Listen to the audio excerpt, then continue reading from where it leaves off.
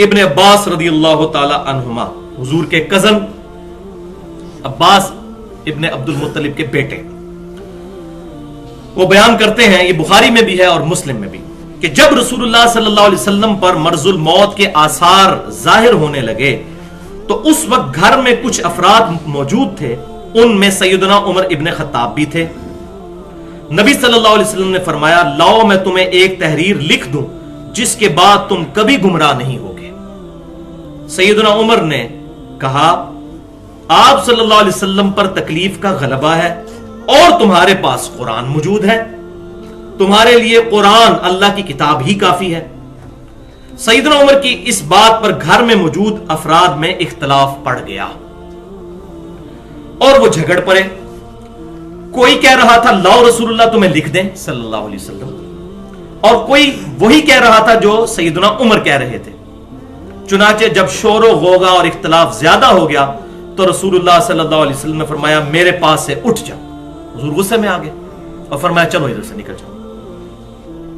عبید اللہ نے بیان کیا کہ ابن عباس فرمایا کرتے تھے، سب سے بڑی مصیبت یہ تھی کہ ان صحابہ کا اختلاف اور شور جو رسول اللہ صلی اللہ علیہ وسلم اور آپ کی تحریر کے درمیان حائل ہو گیا۔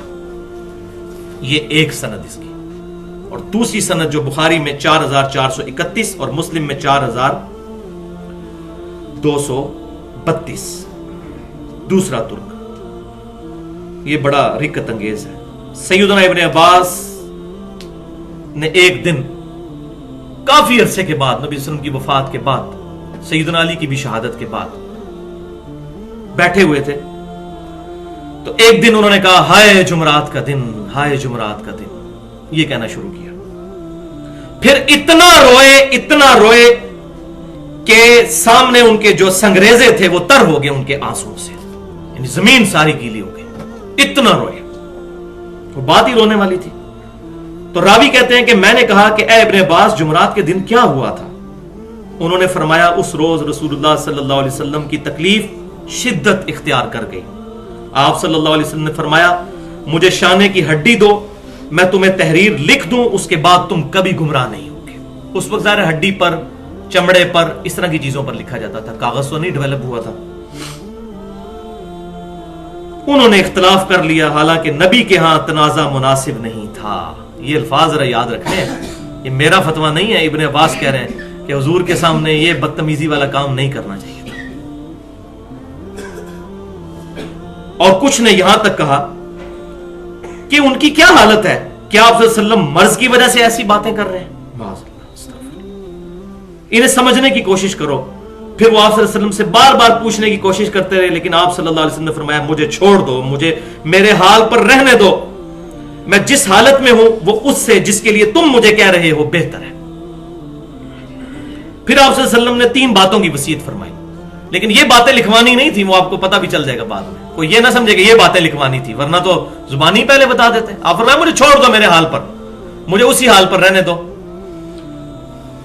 تو آپ صلی اللہ علیہ وسلم نے 3 باتوں کی وصیت فرمائی۔ پہلی بات، مشرکین کو جزیرہ عرب سے نکال دو۔ دوسری بات، میرے بعد وفود جو نیو مسلمز آئیں گے ان کو بھی اسی طریقے سے عطیات دیتے رہنا جس طرح میں اپنی زندگی میں دیا کرتا تھا۔ اور راوی کہتے ہیں تیسری بات میں بھول گیا، وہ باقی کتابوں میں ملتا ہے اشارتاً، صحیح مسلم میں انٹرنیشنل نمبرنگ کے مطابق 1188 نمبر حدیث ہے کہ نبی صلی اللہ علیہ وسلم نے اپنی وفات سے 5 دن پہلے یہ فرمایا تھا، خبردار تم میں سے جو اگلے لوگ تھے، جب ان میں سے کوئی نیک آدمی یا ان کا نبی فوت ہو جاتا تو اس کی قبر پر سجدے شروع کر دیتے تھے، میں تمہیں اس بات سے منع کرتا ہوں۔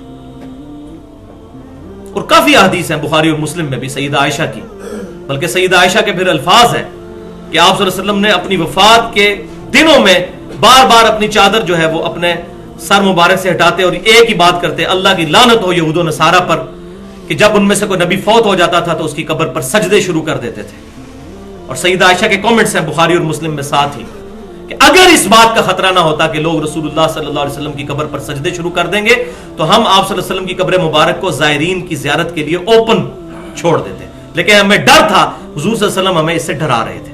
اس میں میرا پورا لیکچر ہے 2 گھنٹے کا، ولادت مصطفیٰ اور رسول اللہ کی آخری وصیتیں، اہل سنت پاک .com پر مسئلہ نمبر 63 کے نام سے اور ایک ریسرچ پیپر بھی ہے, ریسرچ پیپر نمبر 1, رسول اللہ کی آخری وصیتیں اہل سنت پاک.com پر صلی اللہ علیہ وسلم. تو اس پوری حدیث کا آپ کو جو ہے وہ ایک سٹرکچر سامنے نظر آ گیا. اس میں 2 الفاظ ہیں جو میں چاہ رہا ہوں کہ میں ان کو یہاں پر ہی ایڈریس کر دوں, جو بڑے خطرناک الفاظ ہیں. ایک لفظ وہ ہے جو سیدنا عمر کی زبان سے نکلا, اس کا میں عربی جو ورڈنگز ہے وہ پڑھتا ہوں, جو پہلی والی ترک میں تھی. غلب علیہ الوجع, کہ نبی صلی اللہ علیہ وسلم پر بیماری کی شدت ہے. وجع کہتے ہیں شدید بیمار ہونا. اب اس بات کی تعویل بھی ہو سکتی ہے کہ سیدنا عمر رضی اللہ تعالیٰ عنہ کا کہنے کا مقصد یہ ہو کہ نبی صلی اللہ علیہ وسلم سخت بیمار ہیں, ان کو ان کے حال پر چھوڑ دو, تنگ نہ کرو, تکلیف میں. اور دوسری بات یہ بھی ہو سکتی ہے کہ معاذ اللہ جو باقی لوگوں نے کہی. تو سیدنا عمر کے بارے میں تو ہم یہ گمان نہیں کرتے, کیونکہ یہ الفاظ کی تعویل ممکن ہے, تو یہاں تو ہم تعویل کریں گے, کیونکہ جب دونوں طرف مطلب جاتا ہے تو ایک مسلم سے پازیٹو حسن ظن رکھنا چاہیے. لیکن جو دوسری روایت ہے نا, ہائے جمعرات کا دن, اس میں سیدنا عمر کے الفاظ نہیں ہے, اس میں ہے کہ لوگوں نے کہا. اور ظاہر ہے کہ اس وقت بھی سارے پڑھے لکھے اور سمجھدار لوگ تو نہیں تھے صحابہ میں. کچھ لوگ تھے جن کی مطلب آپ سمجھیں کہ لنگوسٹک وہ اتنے شستہ الفاظ نہیں استعمال کر سکتے تھے, وہ بڑے گستاخانہ الفاظ ہیں, اور میں ان کو کوئی ڈیفینڈ نہیں کرتا, اللہ تعالیٰ ان کو معاف کرے, ان کی نیت بری نہیں تھی, لیکن بعض اوقات نبی صلی اللہ علیہ وسلم کی شان کوئی الفاظ نہیں تھے, وہ انہوں نے استعمال کر لیے. وہ عربی میں پڑھ دیتا ہوں. صحیح بخاری میں 4431 اور صحیح مسلم میں 4232. ما شأنہ, نبی صلی اللہ علیہ وسلم کی کیا حالت ہے. احجرا, کیا یہ بیماری کی شدت کی وجہ سے بے تکی باتیں کر رہے ہیں. جیسے کوئی بندہ ایسا بیمار ہو جائے کہ وہ, جس کو ہم, یہ بہت سخت الفاظ ہیں لیکن یہ سمجھنے کے لیے ضروری ہے, اول فول بندہ کہنا شروع کر دے کہ اس کو ہوش ہی نہ رہے کہ اس کے منہ سے کیا نکل رہا ہے. اس کے لیے یہ عربی ڈکشنری القاموس میں بالکل ایمانداری کے ساتھ یہ الفاظ موجود ہیں. اور میں سلام پیش کرتا ہوں جمعیت اہل حدیث ہند کے جو صدر تھے, جنہوں نے صحیح بخاری کی شرح لکھی ہے 8 جلدوں پر, داؤد راز رحمت اللہ علیہ.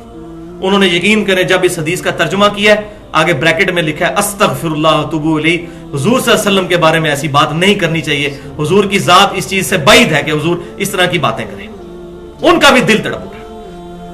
ظاہر ہے کہ نبی صلی اللہ علیہ وسلم کی جو حرمت ہے وہ اربوں صحابہ کی حرمت حضور کی قدموں کی خاک پر قربان.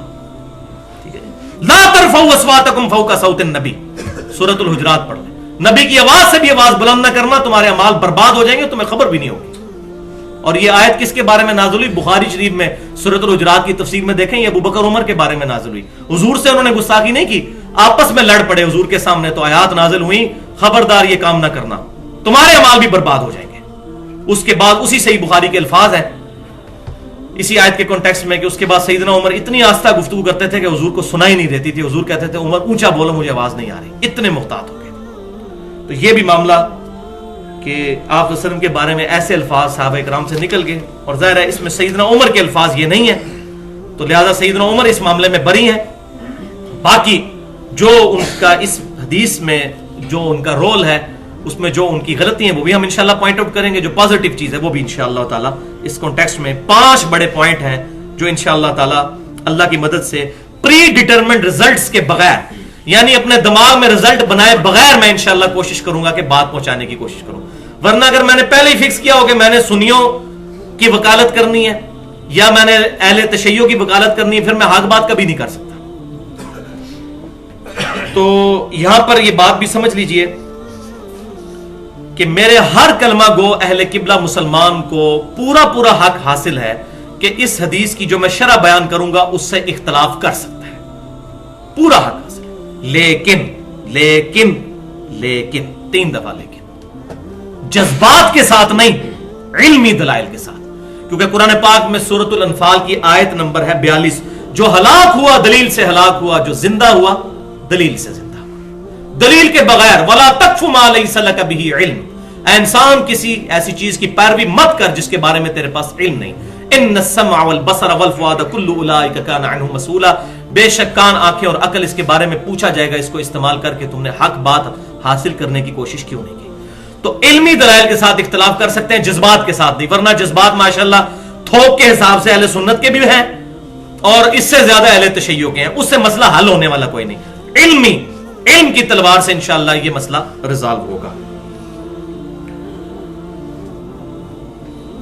دوسری بات یہ بھی نوٹ فرما لیجئے، اور یہ اہل سنت کہلوانے والے تینوں گروہ، بریلوی، دیوبندی اور اہل حدیث یعنی سلفی اور اہل تشیع بھی، میرے بھائی یہ بالکل کلیئر کر لیں، بات کان کھول کر سن لیں کہ اس حدیث کے کانٹیکسٹ میں نہ تو میں سیدنا مولا علی رضی اللہ تعالیٰ عنہ کی جھوٹی وکالت کروں گا، اور نہ شیخین سیدنا ابو بکر و عمر رضی اللہ عنہما کی جھوٹی وکالت کروں گا. سچی ہوگی تو کروں گا، جھوٹی نہیں کروں گا. ہاں وکالت کس چیز کی کروں گا؟ کتاب اللہ کی اور سنت کی، اللہ اور اس کے رسول کی وکالت کروں گا انشاءاللہ تعالی. یہ نہیں ہو سکتا کہ ہم سیدنا علی یا سیدنا ابو بکر و عمر کی بات کو پرائرٹی دے دیں اور کہیں جی جو حضرت عمر نے کیا یہ بالکل ٹھیک ہے، جو حضور کروانا چاہ رہے تھے وہ غلط ہے، میں اپنا ایمان برباد کر لوں. کبھی بھی نہیں کروں گا. اور باقی جہاں تک معاملہ ہے ضعیف الاسناد احادیث کا، جس کی وجہ سے بیڑا غرق اہل تشیع کا بھی ہوا جھوٹی حدیثوں کی وجہ سے، اور اہل سنت میں بھی آئیں، تو اس پر میری پوری گفتگو ہے اہل سنت پاک .com پر 1 گھنٹہ اور 25 منٹ کی، مسئلہ نمبر 36 کے نام سے ضعیف الاسناد اور من گڑت احادیث کے فتنے کا تحقیقی جائزہ. یہ ایک ایکسٹریم، اور دوسری ایکسٹریم منکرین حدیث کے فتنے کا تحقیقی جائزہ اہل سنت پاک .com پر مسئلہ نمبر 35 کے نام سے 1 گھنٹہ اور 35 منٹ کی گفتگو ہے. یہ میں ریفرنس ساتھ ساتھ اس لیے بتاتا جا رہا ہوں کہ ورنہ تو یہ 10 گھنٹے کا لیکچر ہو اگر اب یہ سمجھانا شروع کر دیا جائے کہ ضعیف حدیث اور صحیح حدیث میں کیا فرق ہے.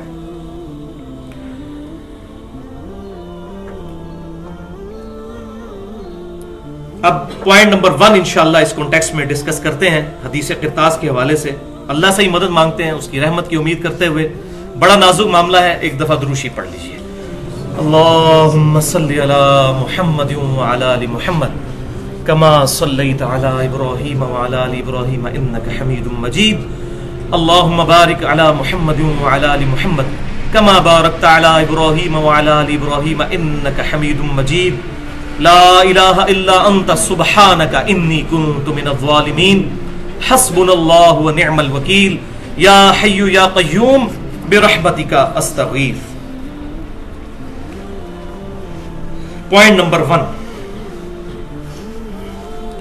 بھائیو، جہاں تک معاملہ ہے اس حدیث قرطاس میں صحابہ اکرام علیہم رضوان کا حضور صلی اللہ علیہ وسلم کی موجودگی میں آپس میں جھگڑا کرنا، تو یہ سخت غلط کام تھا. اور یہ میرا فتویٰ نہیں، اس میں خود ہی ابن عباس کہہ رہے ہیں کہ نبی کے حضور یہ چیز شان نہیں تھی کہ صحابہ آپس میں جھگڑا کرتے. یہ میرا فتویٰ نہیں ہے، مجھ پہ کسی نے لگانا تو پہلے تو ابن عباس پہ لگایا جائے.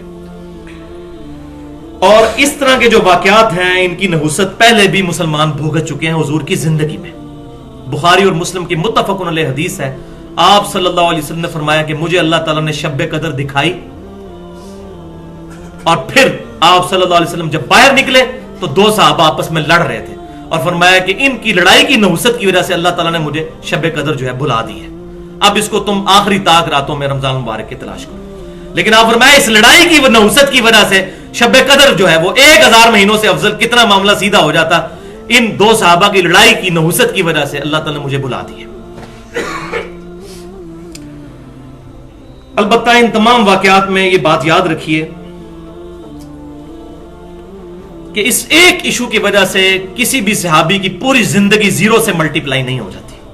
غلطی کسی سے بھی ہو سکتی ہے، اور اہل سنت کا تو بڑا کلیئر سٹانس ہے کہ انبیاء کرام کے علاوہ کوئی شخص معصوم نہیں ہے. عن الخطاب نہ عن الذنوب. غلطی کسی سے بھی ہو سکتی ہے، لیکن کسی کی 1 یا 2 غلطیاں لے کر اس کی پوری زندگی کو 0 سے ملٹیپلائی کر دینا یہ ناانصافی ہے. اس کے پوری زندگی کی قربانیاں بھی سامنے دیکھی جائیں گی. غلطی کو غلطی کہنا ہے، یہ بھی نہیں ہے کہ نہیں جی اتنی قربانیاں تو وہ غلطیوں کو چھوڑ دیں. غلطی تو ہے. حضرت یوسف علیہ السلام کے بھائی کیا انبیاء کے صحابہ نہیں تھے؟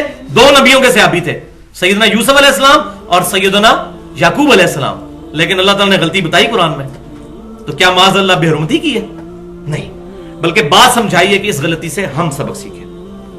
البتہ اس طرح کے جتنے واقعات ہیں ان میں میرا اپنا پوائنٹ آف ویو یہ ہے کہ اللہ تعالیٰ کی مشیت چھپی ہوئی ہوتی ہے جو ہمیں سمجھ نہیں آتی، اور وہ امتحان ہوتا ہے. ظاہر ہے شیطان کو بھی تو اللہ نے پیدا کیا ہے، شیطان نہ ہوتا تو معاملے سیدھے ہو جاتے. لیکن یہ ساری کی ساری چیزیں حکمت عملی کے تحت ہوئی ہیں. اس کو یہ نہ سمجھیے کہ اللہ تعالیٰ نے کروایا یہ نہیں، یہ ان معنوں میں کہ اللہ اگر چاہتا تو زبردستی اس معاملے کو ہونے سے روک لیتا، لیکن اللہ تعالیٰ زبردستی انوالو نہیں ہوتا، ورنہ زبردستی تو ساروں کو نماز پہ لگا دے، زبردستی ساروں کو گناہ سے بچا لے۔ اس طرح کی مخلوق تو انسان بنائی نہیں گئی ہے، اس طرح کی مخلوق تو فرشتے ہیں۔ تو یہاں پر 4 حدیثیں ایسی ہیں 4 طرق کے ساتھ جو صحیح مسلم میں آئی ہیں، حدیث تو ایک ہے 4 طرق ہے اس کے، وہ حدیث ذرا سن لیجئے۔ صحیح مسلم میں کتاب الفتن، فتنوں والے چیپٹر میں انٹرنیشنل نمبرنگ کے مطابق 7260 نمبر حدیث ہے کہ صحابہ اکرام کہتے ہیں کہ رسول اللہ صلی اللہ علیہ وسلم کے ساتھ ہم جا رہے تھے تو بنی معاویہ کی ایک مسجد تھی جس میں حضور صلی اللہ علیہ وسلم نے نماز پڑھی 2 رکعت، ہم نے بھی آپ صلی اللہ علیہ وسلم کے ساتھ نماز پڑھی۔ اس کے بعد حضور صلی اللہ علیہ وسلم لمبی دعائیں کرتے رہے، جب دعا سے فارغ ہوئے تو آپ صلی اللہ علیہ وسلم ہمارے پاس چل کر آئے اور فرمایا کہ جانتے ہو کہ میں نے اپنے رب سے 3 دعائیں کی، یہ اب مسئلے کو حل کرے گی، جس میں سے 2 قبول ہو گئیں اور 1 دعا مانگنے سے اللہ نے مجھے منع کر دیا کہ یہ تو نہیں ہونا، یہ تو آپ دعا مانگے ہی نہ۔ اب وہ 3 دعائیں کیا تھی؟ فرمایا پہلی دعا میں نے مانگی کہ اے اللہ میری امت قحط سالی سے ہلاک نہ ہو، یعنی ایسا عذاب نہ آئے کہ وہ ہلاک ہو جائیں قحط سالی اور بھوک سے۔ تو اللہ تعالیٰ نے یہ دعا قبول کر لی، ایسی قبول کی اتنا مال ہوا کہ وہ دوسری طرف پھر فتنے میں مبتلا ہو گئے۔ دوسری میں نے دعا کی کہ اے اللہ میری امت پر کوئی عذاب ایسا نہ آئے کہ جو ان کی جڑ کاٹ کے رکھ دے، یعنی کافر ایسا مسلمانوں پر مسلط نہ ہو جائیں کہ مسلمانوں کا نام و نشان مٹ جائے، اس طرح کبھی نہ ہو مسلمان بہر صورت قیامت تک کسی نہ کسی فارم میں قائم رہیں۔ تو یہ دعا میری قبول کر لی گئی۔ اور تیسری دعا میں نے جو کی وہ یہ تھی کہ میری امت آپس میں نہ لڑے، آپس میں قتل و غارت اور لڑائی جھگڑا نہ کرے۔ تو اس دعا سے مجھے اللہ نے روک دیا۔ اور صحیح مسلم میں ہی آگے چل کر، بلکہ اس سے 2 حدیث سے پہلے 7258 نمبر حدیث ہے کہ آپ صلی اللہ علیہ وسلم فرماتے ہیں کہ اللہ تبارک و تعالیٰ کی طرف سے مجھے پھر یہ وحی آئی کہ یہ ایک دوسرے کو قتل بھی کریں گے اور دشمن ان پر غالب نہیں آئے گا، لیکن یہ ایک دوسرے کو قتل کریں گے اور قیدی بنائیں گے، جس کی وجہ سے دشمن غالب آ جائے۔ دشمن الٹیمیٹلی ان پر غالب نہیں آ سکے گا، اور اس کی مثال آج بھی ہمارے سامنے موجود ہے۔ ہمیں اپنے حکمران کی جوتیوں کی وجہ سے، اپنے حکمرانوں کے بوٹوں کی وجہ سے جو ہے وہ استحصال ہو رہا ہے مسلمانوں کا، جہاں بھی آپ دیکھیں، چاہے افغانستان میں طالبان بھی مسلمان، شمالی اتحاد والے مسلمان، ان کو آپس میں لڑوا دیا، مسلمان سے مسلمان کا گلا کٹوا رہے ہیں، والعیاذ باللہ تعالی۔ پوائنٹ نمبر 2، اس حدیث قرطاس کے سلسلے میں معاذ اللہ اگر کسی کا یہ عقیدہ ہے کہ سیدنا عمر فاروق رضی اللہ تعالیٰ عنہ معاذ اللہ اتنے تگڑے اور مضبوط تھے جس طرح ہمارے رافضی بھائیوں کا خیال ہے کہ وہ رسول اللہ پر غالب آ گئے اور حضور صلی اللہ علیہ وسلم سے زبردستی یہ کام نہیں کروایا، انہوں نے آپ کو روک لیا صلی اللہ علیہ وسلم،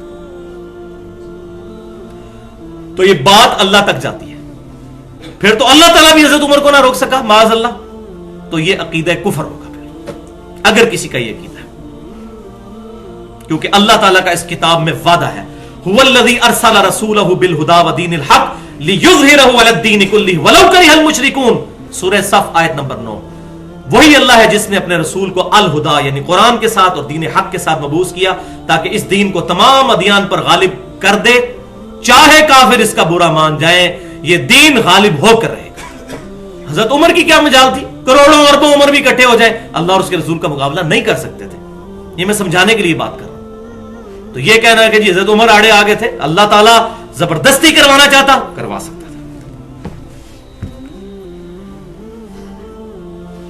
اور یہاں وہ آیت بھی یاد کر لیجئے، سورۃ المائدہ کی آیت نمبر 67 جس پہ میرا 82 منٹ کی پوری گفتگو ہے، اسی مسئلہ 55 کا شروع کا حصہ علم لدنی پر۔ بسم اللہ الرحمن الرحیم، یا ایھا الرسول بلغ ما انزل الیک من ربک، اے رسول اللہ صلی اللہ علیہ وسلم آپ پہنچا دیجئے جو اللہ نے آپ کو وحی کیا ہے، آپ کے رب کی طرف سے جو وحی ہوا آپ کی رسپانسبلٹی ہے کہ امت تک پہنچائیے۔ وَإِن لَّمْ تَفْعَلْ، اور اگر آپ نے ایسا نہ کیا، فَمَا بَلَّغْتَ رَسَالَتَهُ، تو آپ نے بھی پھر رسالت کا حق نہیں ادا کیا، ولیعوذ باللہ۔ اور ساتھ ہی فرمایا واللہ یعصمک من الناس، لوگوں کی پرواہ نہیں کرنی، اللہ تعالیٰ آپ کو لوگوں سے محفوظ رکھے گا۔ جب حضور کو گارنٹی تھی کہ کوئی بندہ آپ کے آگے نہیں آ سکتا، حضرت عمر کی کیا مجال تھی کہ وہ یہ کر سکتے؟ لیکن اس وقت معاملہ ایسا ہوا کہ حضور صلی اللہ علیہ وسلم وقتی طور پر ناراض ہو گیا، آپ نے فرمایا اٹھ کے یہاں سے چلے جاؤ، ورنہ 2 منٹ لگتے تھے، پکڑو اس عمر کو، یہ کیوں میری بات کے آگے بات کر رہا ہے؟ کر سکتے تھے، گاٹا اتار کے رکھ دیتے صحابہ کرام، لیکن اس وقت نبی صلی اللہ علیہ وسلم نے درگزر فرمایا اور کہا اٹھ کے چلے جاؤ یہاں سے۔ تو سیدہ عائشہ بھی یہی آیت تلاوت کیا کرتی تھی، بخاری اور مسلم کی متفق علیہ حدیث ہے، اور کہا کرتی تھی کہ جس کا یہ عقیدہ ہے کہ رسول اللہ صلی اللہ علیہ وسلم نے سارا دین امت تک وہی نہیں پہنچائی تو وہ اللہ اور اس کے رسول پر جھوٹ باندھنے والا ہے۔ قرآن پڑھ کے دیکھو، یا ایھا الرسول بلغ ما انزل الیک من ربک۔ پوائنٹ نمبر 3، اس حدیث قرطاس والے معاملے میں کسی کا سیدنا عمر سے اختلاف اپنی جگہ، لیکن یہ بات حقیقت ہے کہ اس وقت صحابہ میں 2 گروہ بن گئے تھے، خالی سیدنا عمر نہیں تھے، باقی لوگ بھی ان کے ساتھ شامل تھے اور چند لوگ جو ہے دوسری طرف بھی تھے۔ لیکن یہ تمام کے تمام معاملات بدنیتی کی وجہ سے نہیں ہوئے، بلکہ سیدنا عمر کی جو مشورہ دینے کی عادت تھی اس کی وجہ سے ہوئے، اور یہ کوئی پہلی دفعہ نہیں ہوا۔ حضرت عمر کی عادت تھی مشورے دینے کی، اور کبھی ان کے مشورے صحیح ہوتے تھے تو حضور قبول بھی کر لیتے تھے، اور جب غلط ہوتے تھے حضور قبول نہیں کرتے تھے۔ یہاں بالکل معاملہ الگ ہوا، آپ صلی اللہ علیہ وسلم اتنے ناراض ہوئے، آپ صلی اللہ علیہ وسلم فرمایا اٹھ کے یہاں سے چلے جاؤ۔ اس کی مثال میں آپ کو دیتا ہوں، صحیح مسلم میں حدیث ہے کہ نبی صلی اللہ علیہ وسلم نے سیدنا ابو ہریرہ کو یہ بشارت دی کہ یہ بشارت میری طرف سے سنا دو کہ جس نے ایک دفعہ صدق کے دل سے کلمہ شہادت پڑھ لیا، اللہ اور اس کے رسول کی گواہی دے دی صلی اللہ علیہ وسلم، وہ جنت میں جائے، اور یہ میری جوتیاں بھی لے دو ثبوت کے طور پر کہ میں پروفٹ کی طرف سے آ رہا ہوں۔ تو سیدنا ابو ہریرہ نے وہ جوتیاں اٹھائیں، حضور صلی اللہ علیہ وسلم کے نالین مبارک، اور گلیوں میں شور مچاتے ہوئے جا رہے ہیں کہ جس نے ایک دفعہ بھی کلمہ پڑھا وہ جنت میں جائے گا۔ سیدنا عمر آگے سے آ گئے، حضرت ابو ہریرہ کی بدقسمتی، انہوں نے جناب ان کو سیدھا یہاں سے پکڑا اور کہا یہ کیا کر رہا ہے تو، لوگوں کو عمل سے دور کر رہا ہے، اور مارنا شروع کر دیا۔ ان کا مجھے حضور نے بھیجا ہے، ان کا میں پہلے حضور سے جا کے فیصلہ کرواؤں گا، حضور نے بھیجا بھی ہے کہ تو خود ہی آ گیا ہے۔ تو مارتے ہوئے حضور صلی اللہ علیہ وسلم کے پاس لائے تو نبی صلی اللہ علیہ وسلم نے فرمایا اس کو نہ مارو، یہ میری اجازت سے کیا تھا۔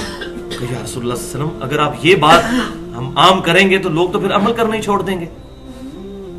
تو پھر آپ صلی اللہ علیہ وسلم نے فرمایا اچھا ٹھیک ہے، پھر لوگوں کو عمل کرنے دو، یعنی اس کو عام نہ کرو اس طرح۔ حدیث قرطاس میں یہ بات بھی ہم نے یہاں پر جو ہے وہ پڑھی کہ صحابہ کرام کے جھگڑے کی وجہ سے حضور صلی اللہ علیہ وسلم اس وقت ناراض ہوئے اور فرمایا کہ یہاں سے نکل جاؤ، لیکن لیکن لیکن یہ حضور کی ناراضگی وقتی تھی، بعد میں حضور صلی اللہ علیہ وسلم راضی بھی ہو گئے، اور اس کا ثبوت صحیح بخاری اور مسلم کی متفق علیہ حدیث ہے۔ صحیح بخاری میں انٹرنیشنل نمبرنگ کے مطابق 680 اور صحیح مسلم میں 944۔ حضور اپنی وفات والے دن، یہ وفات سے 4 دن پہلے کا واقعہ ہے کیونکہ جمعرات کا دن تھا نا، جمعرات کے بعد جمعہ، پھر ہفتہ، پھر اتوار، پھر سوموار، سوموار والے دن آپ صلی اللہ علیہ وسلم کی وفات ہوئی ہے۔ اس دن آپ صلی اللہ علیہ وسلم صحابہ سے خوش تھے۔ اصل مسئلہ کیا تھا کہ آپ صلی اللہ علیہ وسلم کیا کروانا چاہتے تھے وہ انشاءاللہ میں اینڈ پہ بتا دوں گا، بل یہ اشارتاً میں یہیں پر وہ حدیث بیان کر دیتا ہوں کہ آپ صلی اللہ علیہ وسلم جس دن فوت ہوئے، بخاری اور مسلم کا حوالہ میں نے بتا دیا، آپ صلی اللہ علیہ وسلم نے اپنا مبارک حجرے سے پردہ ہٹایا، لوگ فجر کی نماز میں سیدنا ابو بکر صدیق رضی اللہ تعالیٰ عنہ کے پیچھے نماز پڑھ رہے تھے۔ صحابہ کہتے ہیں کہ 3 دن سے ہمیں حضور کی زیارت نہیں ہوئی تھی، قریب تھا کہ جب یہ پردہ ہٹنے کی آواز آئی، ظاہر ہے وہ کھجور کے پتوں کا پردہ تھا، قریب تھا کہ ہم حضور کی زیارت کی خوشی میں آزمائش میں پڑھ کے اپنی نماز ہی توڑ دیتے، لیکن حضور نے جب ہماری حالت دیکھی تو ہمیں کہا کہ اپنی جگہوں پر ٹھہرے رہو۔ پھر آپ صلی اللہ علیہ وسلم یعنی اس معاملے پر خوش ہوئے کہ سیدنا ابو بکر صدیق کے پیچھے سب کے سب لوگ نماز پڑھ رہے ہیں۔ پھر آپ صلی اللہ علیہ وسلم اندر چلے گئے، اور انس بن مالک کہتے ہیں کہ اسی دن، یہ سوموار کا دن تھا، اسی دن پھر چاش کے وقت نبی صلی اللہ علیہ وسلم کی وفات ہوئی۔ تو آپ صلی اللہ علیہ وسلم بہت خوش ہوئے صحابہ کرام کو سیدنا ابو بکر کے پیچھے دیکھ کے کہ سارا وہ جھگڑا ختم ہو گیا، اب کوئی دوئے رائے نہیں رہی ہے۔ اب پوائنٹ نمبر 5، اس کا آخری پوائنٹ حدیث قرطاس کا، کہ اہل تشیع کا یہ جو الزام ہے کہ سیدنا عمر کو معاذ اللہ کوئی بغض تھا سیدنا علی سے، اس لیے انہوں نے کہا کہ حسبنا کتاب اللہ، وہ حضرت علی کے لیے خلافت لکھوانا چاہتے تھے تو لکھنے نہیں دی حضرت عمر نے. یہ بات بالکل غلط ہے. سیدنا عمر کے ذہن میں کہیں ایسی بات نہیں تھی، اور انشاءاللہ تعالی اس کا جواب میں جو ہے وہ الحمدللہ علمی دلائل کے ساتھ دوں گا، جو میں نے اہل تشیع کی مجلس میں کھڑے ہو کر ایک بندے کو جو پاکستان لیول کا ان کا بہت بڑا محدث ہے اس کو میں نے اس معاملے میں چپ کروا دیا تھا کوسچن آنسر سیشن میں. میں نے کہا مجھے یہ بتائیے کہ اہل تشیع کی کتابوں میں کیا ملتا ہے کہ جب سیدنا عمر فارن ٹورز پہ جایا کرتے تھے، ایران فتح ہوا تو ایران گئے مدینہ شریف چھوڑ کر، کتنے مہینوں کا سفر تھا، کوئی جہاز پر تو نہیں گئے تھے، پھر شام بھی گئے اتنی دور. تو یہ بتائیے مدینے میں سیدنا عمر اپنا خلیفہ کس کو بنا کر جاتے تھے؟ تو کہنے لگے مولا علی کو. میں نے کہا اہل سنت کی کتابیں میں یہی بتاتی ہیں، آپ کی کتابیں میں یہی کہتی ہیں. میں نے کہا اگر اس دوران سیدنا عمر شہید ہو جاتے تو خلیفہ کون ہوتا؟ مولا علی ہوتے. تو بغض ہوتا تو کسی اور کو بنا کے جاتے، اور مولا علی کو کیوں بنا کے جاتے تھے؟ اس کی وجہ تھی کیونکہ بخاری اور مسلم کی حدیث ہے غزوہ تبوک پہ جب نبی صلی اللہ علیہ وسلم گئے تھے تو آپ صلی اللہ علیہ وسلم حضرت علی کو اپنا خلیفہ بنا کر گئے تھے اپنی مبارک زندگی میں مدینہ شریف پر، کہ عورتوں اور بچوں کے پاس. یہ ریزن تھی، یہ تانا بانا جوڑتا ہے اس کا. تو سیدنا عمر حضور کی سنت پہ عمل کرتے تھے کہ مولا علی کو حضور بنا کے گئے تھے، میں بھی مولا علی کو بنا کر جاؤں. اور وہی حضور نے فرمایا تھا اے علی تیری میرے ساتھ وہی نسبت ہے جو ہارون کی موسیٰ علیہ السلام کے ساتھ. یہ دیکھیں کس طریقے سے کڑیاں الحمدللہ جڑی ہوتی ہیں. اچھا، حتیٰ کہ صحیح بخاری میں انٹرنیشنل نمبر کے مطابق 3700 نمبر حدیث ہے کہ سیدنا عمر فاروق رضی اللہ تعالیٰ عنہ کو جب زخم لگا 28 ذوالحجہ 23 ہجری میں اور یکم محرم 24 ہجری میں ان کی شہادت ہوئی. اس زخم کے دوران آپ رضی اللہ تعالیٰ عنہ نے بڑی سختی سے فرمایا کہ میں ان 6 بندوں کے علاوہ کسی کو خلافت کا اہل نہیں مانتا. پہلا نام مولا علی کا لیا سیدنا عمر نے. علی، عثمان، طلحہ، زبیر، سعد بن ابی وقاص اور عبد الرحمن بن عوف، ان 6 سے باہر خلیفہ کو نہ چننا. یعنی سیدنا عمر فاروق رضی اللہ تعالی عنہ کم از کم سیدنا علی اور عثمان کو ایک درجے پر مانتے تھے. یہ جو بعد میں اہل سنت میں ہے کہ حضرت عثمان افضل ہے یا علی افضل ہے، یہ کنٹروورشل بات ہے. سیدنا عمر ان کو برابر کے لیول کا سمجھتے تھے، اسی لیے انہوں نے کسی ایک کو نامزد نہیں کیا. یہاں پہ ایک اور اہم پورشن جو جس طرح آیت نمبر 2 میں وہ اہم پورشن تھا نا، وَتَعَاوَنُوا عَلَى الْبِرِّ وَالتَّقْوَى وَلَا تَعَاوَنُوا عَلَى الْإِثْمِ وَالْعُدْوَانِ. یہاں پر آیت نمبر 3 کے اندر اہم پورشن ہے آیت کا یہ والا، الْيَوْمَ أَكْمَلْتُ لَكُمْ دِينَكُمْ وَأَتْمَمْتُ عَلَيْكُمْ نِعْمَتِي وَرَضِيتُ لَكُمُ الْإِسْلَامَ دِينًا. آج کے دن ہم نے تمہارا دین، تمہارے لیے دین کو مکمل کر دیا، اپنی نعمت تم پر تمام کر دی اور اسلام کو ایز اے ریلیجن تمہارے لیے پسند کیا دین کے طور پر. ان الدین عند اللہ الاسلام، اللہ کے حضور ایکسیپٹیبل ریلیجن صرف اسلام ہے. تو یہ جو آیت ہے نا جی، اس آیت کے حوالے سے بھی سنی شیعہ کنفلکٹ پایا جاتا ہے. اہل تشیع کہتے ہیں یہ آیت نازل ہوئی ہے غدیر خم کے موقع پر، جو نبی علیہ السلام نے سیدنا علی کا ہاتھ بلند کیا تھا، من کنت مولاہ فہذا علی مولاہ. مسند احمد میں حدیث ہے، جامع ترمذی میں ہے، سنن نسائی الکبریٰ کے اندر، کئی کتابوں میں. اور وہ کہتے ہیں دین مکمل ہونا یہ تھا کہ نبی علیہ السلام کو نے اللہ تعالیٰ کے کہنے پر وصی مقرر کر دیا تھا حضرت علی کو. اللہ کا شکر ہے کہ یہ وہ کلیم غدیر خم کے بارے میں کرتے ہیں. اس کی وجہ سے ان کا جو یہ کلیم ہے نا وہ کمزور پڑ جاتا ہے. اس کی وجہ یہ ہے کہ حجۃ الوداع میں جو پبلک گیدرنگ تھی وہ تو تھی میدان عرفات کے اندر اور منی کے اندر. وہاں کے خطبوں میں تو آپ کو قرآن کا ذکر ملتا ہے. صحیح مسلم میں اپنے باپ وہ چیز چھوڑ کے جا رہا ہوں جسے پکڑ لو گے مضبوطی سے گمراہ نہیں ہوگے، وہ اللہ کی کتاب ہے. حاکم میں ایک حسن درجے کی روایت ہے کتاب اللہ اور سنت. ترمذی میں ایک روایت ہے جس کی صحت میں اختلاف ہے، اس میں قرآن اور اہل بیت کا ذکر ہے اور آگے ذکر ہے کہ یہ قیامت تک کٹھے رہیں گے. لیکن وہ قرآن اور اہل بیت ایک جنرل ہے کہ قرآن پکڑنا ہے، اہل بیت کے ساتھ اس نے سلوک کرنا ہے جس طرح کہ غدیر خم پہ فرمایا. جو مسلم شریف میں اوپر تلے 4 حدیث ہیں کہ 2 بھاری چیزیں چھوڑ کے جا رہا ہوں، ان میں پہلی چیز اللہ کی کتاب ہے، اس میں ہدایت ہے، نور ہے، یہ اللہ کی رسی ہے، تم اسے پکڑو، جو اسے پکڑے گا ہدایت پہ ہوگا، جو چھوڑ دے گا گمراہ ہو جائے گا. دوسری چیز میرے اہل بیت ہیں، اہل بیت کے معاملے میں تمہیں اللہ کا خوف دلاتا ہوں، 3 دفعہ نبی علیہ السلام نے فرمایا. اتنا حصہ تو مسلم شریف کے اندر ہے. بہرحال سنی شیعہ دونوں متفق ہیں کہ غدیر خم پہ نبی علیہ السلام نے حضرت علی کے لیے فرمایا من کنت مولا فہذا علی مولا، جس کا مولا میں اس کا مولا علی، جس کا سرپرست میں اس کا سرپرست علی، جس کا جگری یار میں اس کا جگری یار علی. یہ سارے معنی درست ہیں.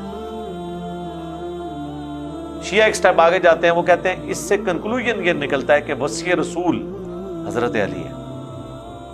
ہم کہتے ہیں اگر وصی رسول حضرت علی ہوتے تو حضرت علی شیر خدا اپنی جان دے دیتے اور رسول اللہ نے جو ان کی ڈیوٹی لگائی تھی اسے پوری کرتے، جس طرح جمل صفین نہروان میں پوری کی ہے،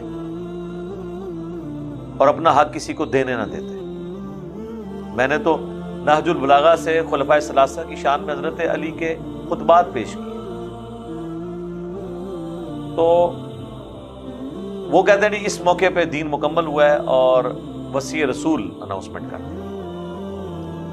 اس پہ مولانا اسحاق صاحب نے ایک بڑا ٹروتھ ریویل کیا تھا، اور میرا جو ان سے انٹرویو ریکارڈ ہے 40 کوسچنز ود مولانا اسحاق 23 مارچ 2012 کو، اس میں انہوں نے کہا تھا میں اپنے شیعہ دوستوں سے بھی کہتا ہوں کہ نبی علیہ السلام نے اگر اپنے بعد کسی کو خلیفہ نامزد کرنا ہوتا تو آپ نے حجۃ الوداع جہاں پہ ساری پبلک جمع تھی وہ موقع آپ نے کیوں مس کیا ہے، اور غدیر خم کا انتخاب کیوں کیا؟ غدیر خم تو مکے سے مدینے واپس آتے ہوئے ایک پانی کی جگہ تھی، اور وہاں پہ صرف اہل شام اور اہل مدینہ تھے، باقی سب لوگ اپنے اپنے علاقوں میں جا چکے تھے.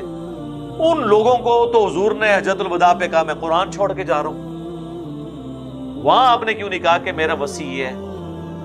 آپ بھی کہہ رہے ہیں غدیر خم پہ کہا، ہم بھی کہہ رہے ہیں غدیر خم پہ. تو انہوں نے کہا کہ غدیر خم پہ اس لیے کہا کہ یہاں پہ اہل شام اور اہل مدینہ تھے.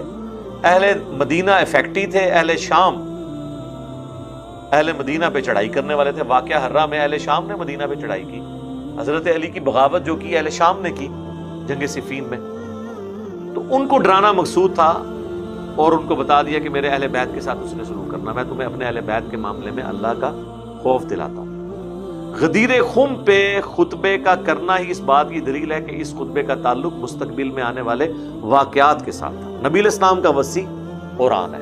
ہم حضرت ابوبکر صدیق کو نبی علیہ السلام کا وصی نہیں مانتے ہیں، خلیفۃ الرسول کہتے ہیں. اور وہ خلیفۃ الرسول بھی رسول اللہ کے بنانے پہ نہیں، اجماع صحابہ پہ جو سقیفہ بنی ساعدہ میں ہوا. اس میں کچھ مسئلہ مس ہینڈل بھی ہو، اس میں میری ویڈیو بھی دیکھ لیں، لیکن الٹیمیٹلی جب 6 مہینے بعد حضرت علی نے بیعت کر لی تو وہ اسٹیبلش ہو گیا. آج کی ڈیٹ میں وہ ایشو کنکلوڈڈ ہے. اس اعتبار سے وصی صرف قرآن ہے، کیونکہ رسول اللہ کا وصی وہ ہوگا جو قیامت تک کے لیے باقی رہے. نبی فوت ہوتے تھے تو اپنے بعد ایک وصی بناتے تھے اور سلسلہ چلتا تھا. چلیں ان کے وہ جو 12 اماموں والا ان کا کنسپٹ ہے، وہ بھی تو آخری امام کو بھی تو غیابت میں گئے ہوئے 1200 سال ہو چکے ہیں. 1200 سال سے امت وصی رسول سے تو محروم ہے. نہ کوئی ان کا واٹس ایپ نمبر ہے کہ ہم ان سے بات کر لیں، کوئی میسج نہیں کر سکتے. جب یہ میں باتیں کرتا ہوں کہتے ہیں اماموں کی توہین کر رہا ہے. بھائی آج کے ماڈرن دور میں اسی طریقے سے بات ہوگی نا یار، اس میں توہین والی کون سی بات ہے؟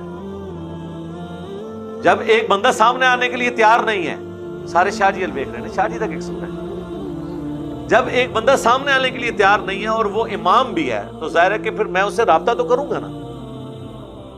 آپ کے رابطہ نمبر بھی نہیں، اور 1200 سال سے بغیر امامت کی امت گزر رہی ہے. اس کا مطلب ہے کہ امام کے بغیر بھی امت گزر سکتی ہے. امامت کے بغیر نہیں گزری، امام تو اللہ کے نبی دے گئے ہیں. یہ کتاب یہی تھی حجۃ الوداع پہ، یہی تھی غدیر خم کے اوپر، یہی ہے وصی رسول. ہم نے تو کبھی کلیم نہیں کیا کہ حضرت ابوبکر جو ہے وصی رسول ہے. نہیں، قرآن ہے. کیونکہ وصی رسول اگر فوت ہو جائے تو اسے پھر نیکسٹ وصی اپنا بنانا ہوگا، اور یہ سلسلہ چلنا چاہیے. تو سلسلہ تو کوئی نہیں چلا. قرآن وصی رسول ہے قیامت تک. یہ اللہ کے نبی کا خلیفہ ہے. تو لہٰذا یہ اس آیت کو اس سے ریلیٹ کرنا ہی غلط ہے. اور یہ آیت بھی غدیر خم پہ نازل نہیں ہوئی ہے، یہ میدان عرفات میں. اہل تشیع کہتے ہیں ہاں جی بعض روایتیں میدان عرفات کی ہیں، نازل وہاں ہوئی ہے، پڑھ کے آپ نے یہاں بتائی ہے. ہم کہتے ہیں چلے آپ کی یہ بات مان لیں. ہمارے نزدیک تو میدان عرفات میں نازل ہوئی، وہیں آپ نے اس کو بیان کیا. بخاری مسلم دونوں میں حدیث ہے. حضرت عمر کے پاس ایک یہودی آیا اور کہا کہ آپ کی کتاب میں ایک ایسی آیت ہے جو ہم پہ نازل ہوتی ہے، ہم اسے عید کا دن بنا لیتے ہیں، اور وہ یہ آیت ہے الیوم اکملت لکم دینکم، کہ دین تمام ہونے کا آپ کو خوشخبری دی گئی. تو حضرت عمر نے بڑا انٹلیکچوئل جواب دیا انہوں نے کہا ہم خوب جانتے ہیں یہ آیت کب رسول اللہ پر نازل ہوئی. یہ آپ صلی اللہ علیہ وآلہ وسلم پر یوم عرفہ کے دن نازل ہوئی, 9 ذی الحجہ 10 ہجری کے اندر, اور اس دن جمعے کا دن تھا. حضرت عمر نے تو ڈھکے چھپے الفاظ میں میسج دیا. یہی حدیث جامعہ ترمذی میں آتی ہے, اس میں عبداللہ بن عباس کے پاس ایک یہودی آ کے کہتا ہے کہ یہ آیت جو آپ کی کتاب میں ہے نا, ہم پہ نازل ہوتی تو ہم اسے عید کا دن بنا لیتے. تو حضرت ابن عباس نے کہا اللہ نے ہمیں پہلے ہی اس دن 2 عیدیں دی ہوئی تھی, ایک یوم عرفہ اور دوسرا جمعہ, تو یہ 2 عیدوں والے دن یہ آیت نازل ہوئی ہے. اب مجھے بتائیں یوم عرفہ کیا ہماری ڈکلیئرڈ عیدوں میں آتی ہے؟ جمعہ کیا ڈکلیئرڈ عیدوں میں آتی ہے؟ نہیں, لیکن ہم آنری طور پہ اسے عید کہتے ہیں. تو سر اگر کوئی میلاد شریف کو عید میلاد النبی کہہ لے آنری طور پہ, کوئی نہیں چڑھنا چاہیے. کوئی غدیر خم کو عید غدیر کہہ لے, کوئی نہیں چڑھنا چاہیے. عید غدیر کہنے سے وہ عید وہ والی نہیں بن جانی جو 2 ہماری عیدیں ہیں. وہ شیعہ بھی 2 مان رہے ہیں, سنی بھی 2 ہی مان رہے ہیں. اس طرح بے شمار عیدیں بنائے. جمعہ 52 عیدیں تو جمعے کی بن گئی. جمعہ عید کا دن نہیں ہے مسلمانوں کے لیے. یہ ساری آنری طور پہ عید ہے. مین عیدیں وہی ہیں. تو آنری طور پہ جتنی کو بناتے ہیں یہ کوئی جھگڑا نہیں ہے. جھگڑا اصلی بات یہ ہے کہ اس میں سے آپ نے نکالنا کیا ہے. اگر آپ نے یہ نکالنا ہے کہ جی نبی الاسلام نے اپنا وصی بنایا کسی کو, تو پھر یہ بات پھر بالکل غلط ہو جائے گی. نبی الاسلام نے قرآن اپنا وصی بنایا. بخاری مسلم دونوں میں حدیث ہے. عبداللہ ابن ابی اوفا سے کسی نے پوچھا کہ نبی الاسلام نے کیا وصیت کرنا امت پہ لازم کیا تھا؟ انہوں نے کہا کہ نبی الاسلام نے ہمیں قرآن پہ چلتے رہنے کی وصیت کی تھی. صحیح بخاری میں آتا ہے حضور کی وفات والے چیپٹر میں, سیدہ عائشہ کو کوئی آ کے کہتا ہے کہ لوگ تو یہ بات کر رہے ہیں کہ حضرت علی کو رسول اللہ نے اپنا وصی بنایا تھا. تو حضرت عائشہ نے کہا حضور کی وفات میری گود میں ہوئی ہے, اللہ کے نبی علیہ السلام نے کسی کے لیے اپنی وصیت نہیں فرمائی. حالانکہ یہ موقع تھا حضرت عائشہ یہ کہہ سکتی تھی کہ میرے باپ کو خلیفہ بنایا حضور, نہیں کہا. بلکہ اس سے بھی بڑھ کے صحیح مسلم میں حدیث ہے, کسی نے عائشہ سے پوچھا کہ آپ بتائیں کہ اگر اللہ کے نبی اپنا خلیفہ کسی کو بناتے تو کسے بناتے ہیں؟ انہوں نے کہا کہ میرا خیال ہے کہ حضرت ابو بکر کو بناتے ہیں. ان کا اس کے بعد فرمایا عمر کو. اس نے پوچھا اس کے بعد, تو کہا ابو عبیدہ ابن جرح کو. تو حضرت عائشہ نے کبھی کلیم نہیں کیا حضرت ابو بکر صدیق کو خلیفۃ الرسول یا وصی رسول. اس حوالے سے جو شیعہ اہل سنت میں الزام لگاتے ہیں, یہ بعض اہل سنت کلیم کرتے ہیں ہم خلیفۃ الرسول انہیں اس لیے نہیں مانتے کہ نبی نے اپنا خلیفہ بنایا. خلیفۃ الرسول اس لیے مانتے ہیں کہ صحابہ نے چنا. رہ گئے نمازیں پڑھنے والی بات, یا وہ کہتے ہیں جی بخاری میں حدیث ہے ابو بکر کے علاوہ سارے دروازے بند کر دو. وہ تو ترمذی میں حدیث ہے علی کے علاوہ سارے دروازے بند کر دو. وہ فضائل تو دونوں طرف موجود ہیں. نماز تو عبد الرحمن بن عوف کے پیچھے بھی حضور نے پڑھی ہے. اشارے ہونا, یہ میں بھی مانتا ہوں کہ جو غالب چیز یہ ہے کہ نبی علیہ السلام اگر اپنا وصی بناتے ہیں تو حضرت علی کو نہ بناتے ہیں. اس کی وجہ ہے کہ حضرت علی تو حضور کے بچوں کی مانت ہیں, تو اس میں یہ ایک عنصر آ سکتا تھا خلافت و ملوکیت والا. تو اس معاملے میں زیادہ غلوف سے کام نہیں لینا چاہیے. میں نے 3 گھنٹے کی ویڈیو ریکارڈ کروائی ہے, وصی رسول کون ہے اور حدیث قرطاس کا تحقیقی جائزہ. وہ کہتے ہیں جی وفات کے وقت حضور نے کاغذ قلم مانگا تھا. تو آج تو وہ ٹاپک نہیں ہے, ورنہ تو یہ 3 گھنٹے اسی آیت کے اوپر لگ جائیں. میں نے ایک اجمالی گفتگو اس حوالے سے کر دی ہے. اللہ تعالیٰ سے دعا ہے جو حق بات میں نے کہی اللہ تعالیٰ ہمارے دلوں میں راسخ فرمائے. اگر جذبات میں میرے منہ سے کوئی غلط بات نکل گئی تو اللہ تعالیٰ ہمارے دلوں سے اسے دھو ڈالے, ہمیں معاف بھی فرما دے. ہمیں کتاب و سنت کی تعلیمات پر عمل کر کے دوسرے بھائیوں تک پہنچانے کی توفیق عطا فرمائے.